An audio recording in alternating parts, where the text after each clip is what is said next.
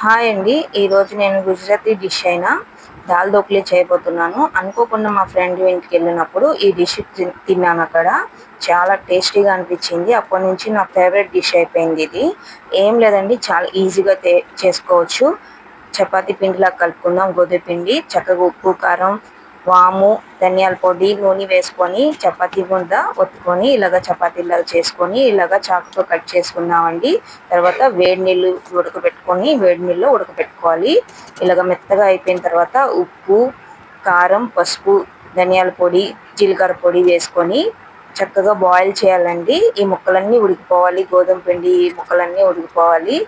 చక్కగా చాలా టేస్టీగా ఉంటుందండి. ఉడకబెట్టిన కందిపప్పు వేసుకుందాం. ఇలా వేసుకున్న తర్వాత బాగా కలిపి ఉడకబెట్టుకున్న తర్వాత తాలింపు పెట్టుకోవాలండి. ఆవాలు, జీలకర్ర, వెల్లుల్లిపాయ, కరివేపాకు, ఎండుమిర్చి వేసేసుకొని కొత్తిమీర వేసేసుకొని పైనుంచి నిమ్మకాయ పిండుకొని తింటే సూపర్ అంటే సూపర్ ఉంటుందండి. దాల్ ధోక్లీ గుజరాతీ డిష్ నాకు చాలా ఇష్టం అండి. ట్రై చేయొచ్చు. ఈవినింగ్ డిన్నర్కి అయితే సూపర్ అంటే సూపర్ ఉంటుంది.